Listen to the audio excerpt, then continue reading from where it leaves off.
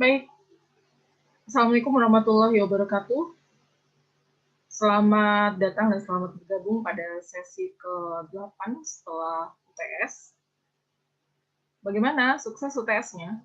Insya Allah dilancarkan dan dimudahkan dalam mengerjakannya.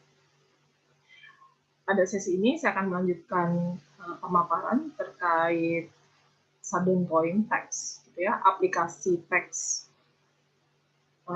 Materi sudah diunggah di GCR, Google Classroom.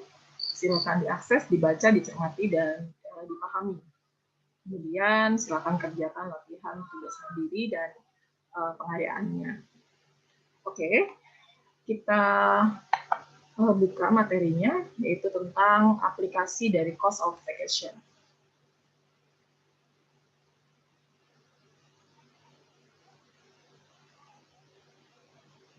Nah, aplikasi of the cost of vacation. The cost of vacation. Apa itu? The cost of vacation. Ekonomi kesejahteraan adalah studi tentang bagaimana alokasi sumber daya mempengaruhi kesejahteraan ekonomi.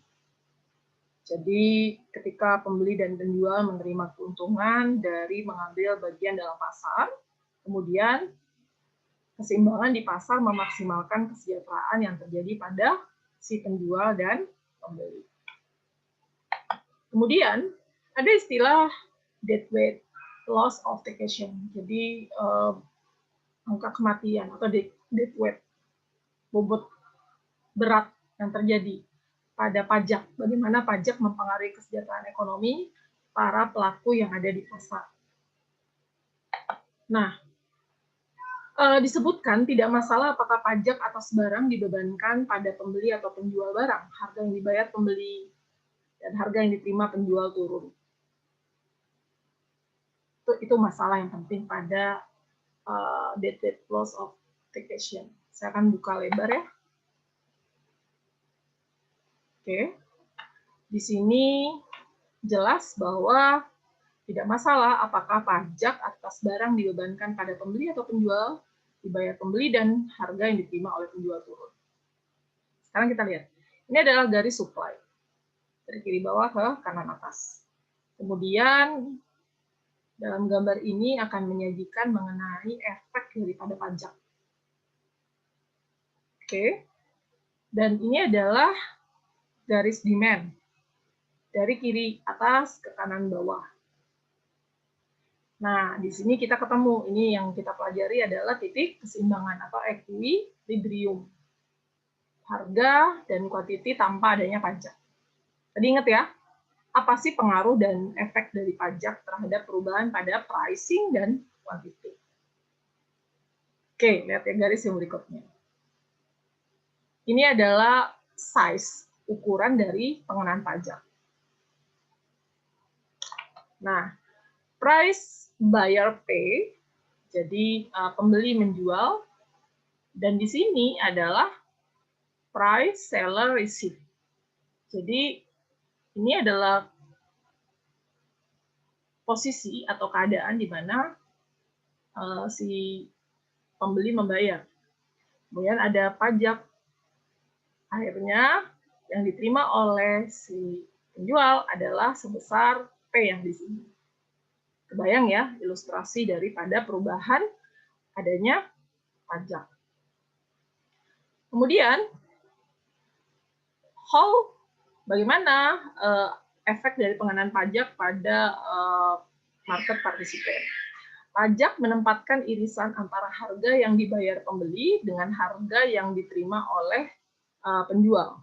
Jadi, harga yang dibayar oleh pembeli kan tadi kelihatan dalam ilustrasinya berbeda dengan harga yang diterima oleh penjual. Karena potongan pajak ini, kuantitas yang dijual turun di bawah tingkat yang akan dijual tanpa pajak. Coba lihat ya. Di sini, kelihatan kan? Ketika tanpa pajak, kuantitasnya ada di sebesar Q yang ini. Kemudian setelah adanya pajak, dia bergeser ke kiri. Jadi kan besarannya yang ini, kemudian dia shifting ke kiri mendekati titik 0, titik origin. Berarti terjadi penurunan sebesar delta ini ya. Oke. Baik, kita lihat selanjutnya.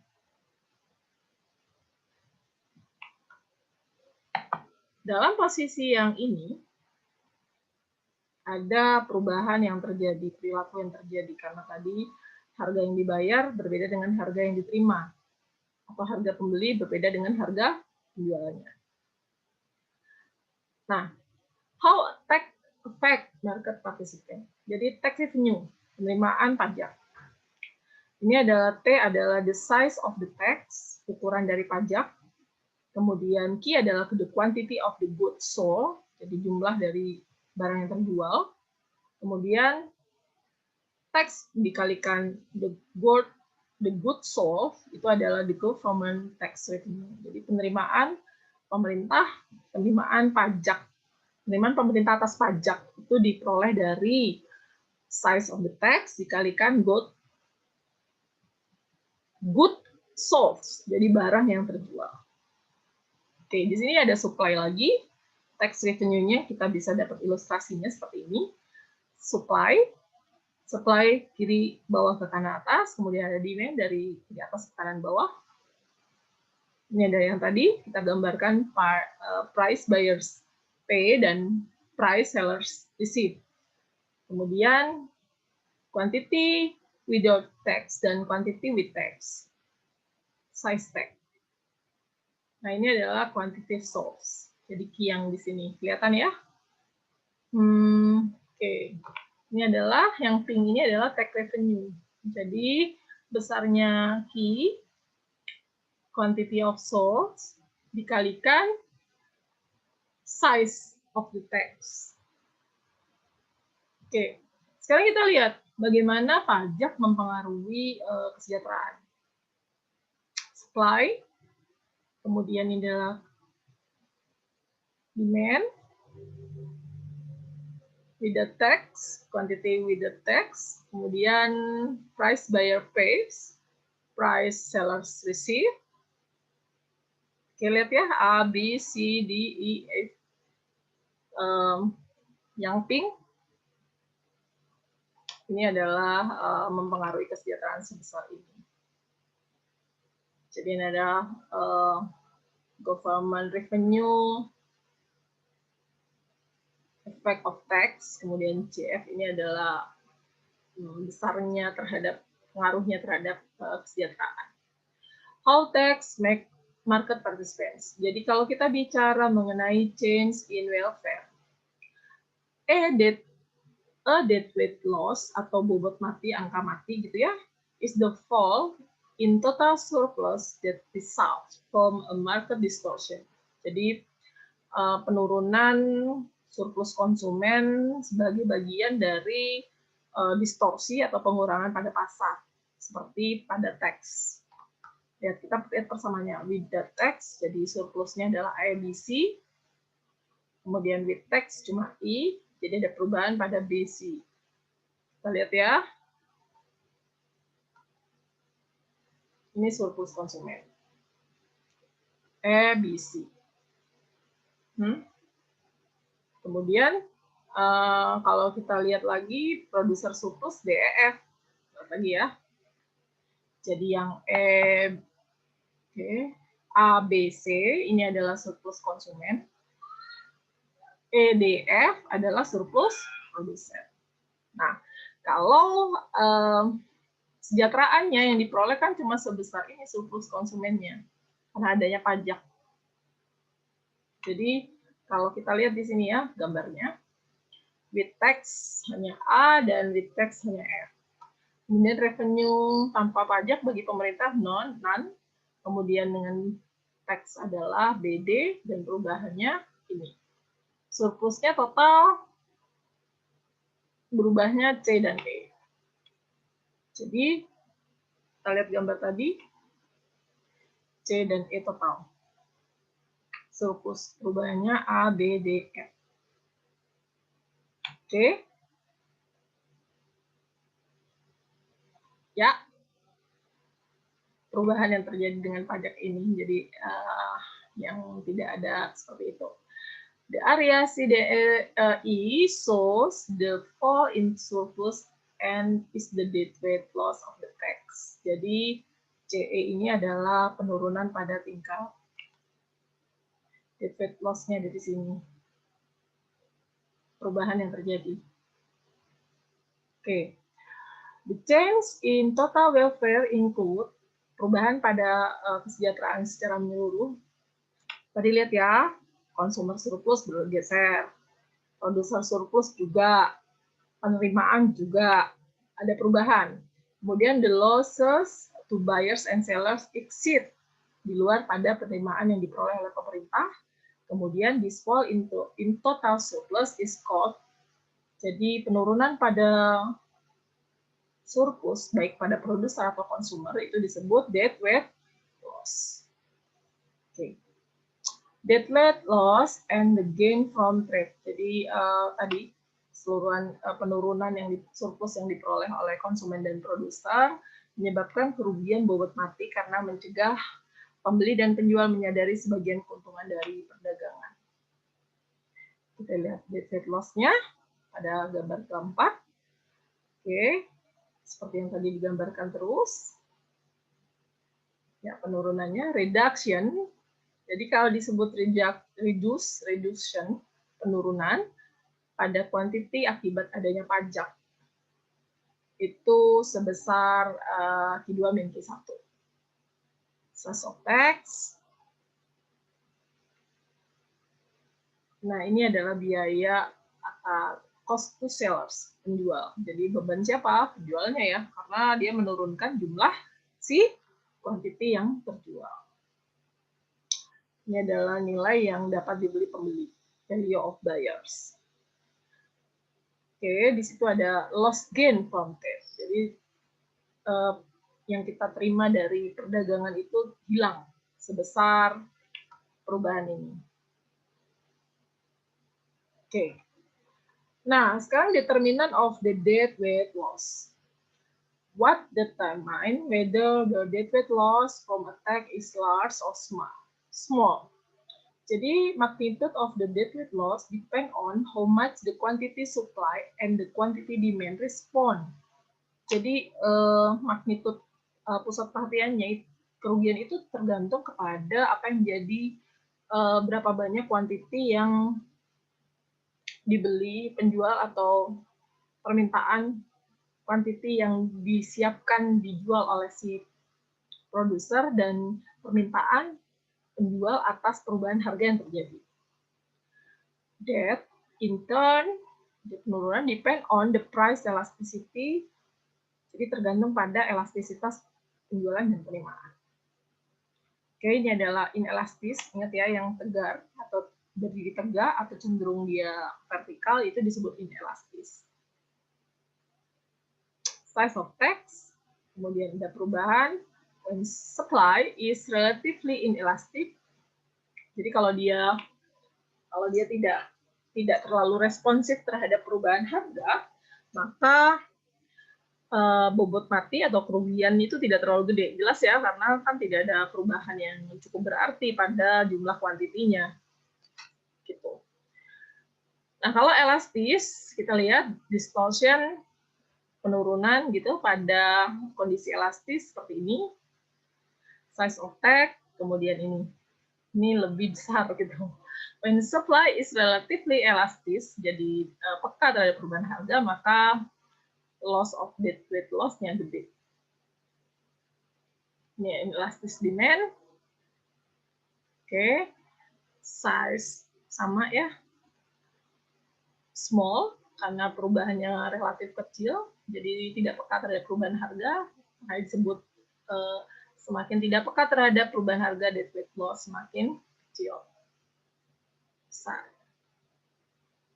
Nah, the greater the elasticities of demand and supply, the large will be the decline in equilibrium quantity, and the greater the deadweight loss of tax. Jadi semakin terjadi peningkatan pada elastisitas di permintaan atau penawaran, maka semakin tinggi bobot kematian atau angka kerugian akibat adanya pajak.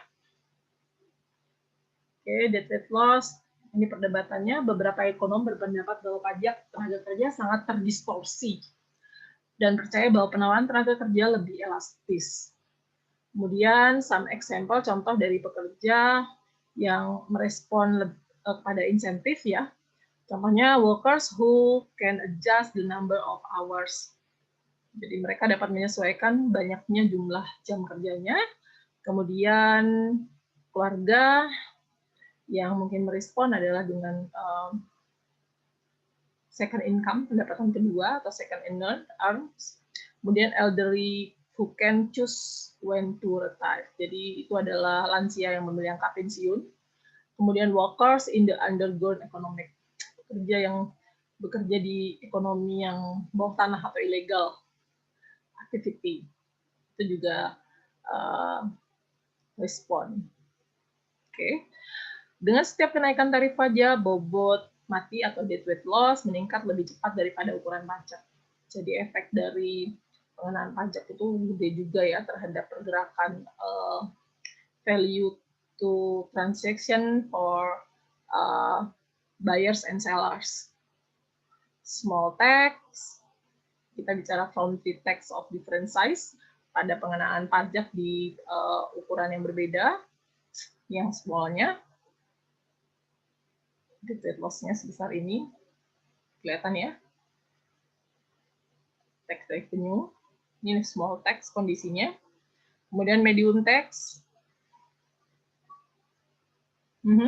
lebih besar, dan death rate loss-nya semakin besar, dan sini berarti masuk pada vari atau perbedaan atau jenis pengenaan. Semakin tinggi pengenaan pajak, maka distorsi perekonomiannya atau death loss-nya semakin tinggi. For the small tax revenue is small. Jadi ya pastilah ya, kalau pajaknya kecil berarti penerimaan pajak kecil. As the size of the tax rise to revenue growth. Jadi peningkatan pajak searah dengan pertumbuhan penerimaan pajak. Tapi karena ukuran pajak terus meningkat, penerimaan pajak turun karena pajak yang lebih tinggi mengurangi ukuran pasar. Logikanya gitu. Jadi pengenaan pajak yang tinggi justru akan mengurangi sizing pada income, karena kan kuantitinya turun, masyarakat juga semakin mengurangi jumlah barang yang terjual.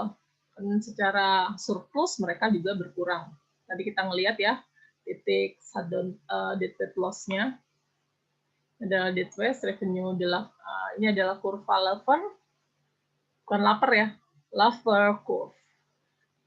Bentuknya cembung ke bawah, semakin tinggi size pada titik tertentu. Ini kan hubungan antara kurva Laffer itu hubungan antara tax revenue dengan size-nya.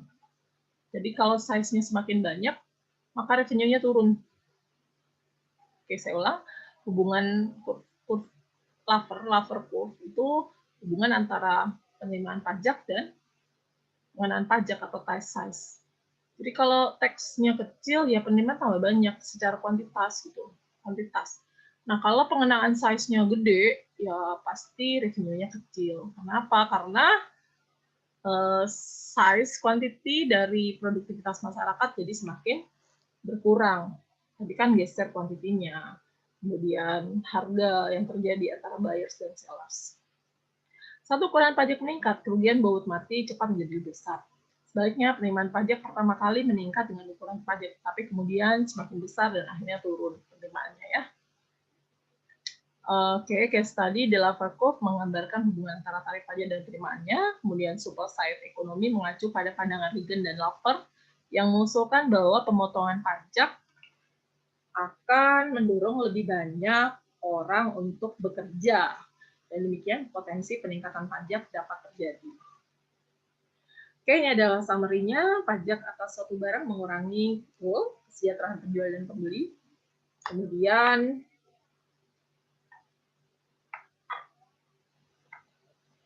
ini mic-nya agak goyang ya. lebih pendapat diperoleh, kemudian turunnya surplus total, jumlah surplus konsumen, surplus produsen, dan pendapatan pajak disebut rugi bobot atau deadweight loss. Penurunan pada surplus konsumen, surplus produsen, dan penerimaan pendapatan pajak disebut deadweight loss. Kemudian,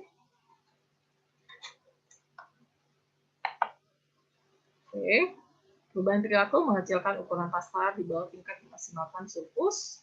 Kemudian pajak memiliki deadweight loss karena menyebabkan pembeli mengkonsumsi lebih sedikit. Saat pajak tumbuh lebih besar, pajak semakin mendistorsi insentif dan kerugiannya semakin besar.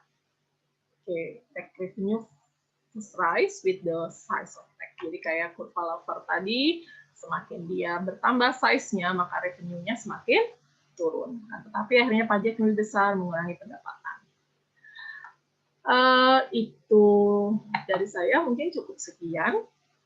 Dan tetap semangat belajarnya.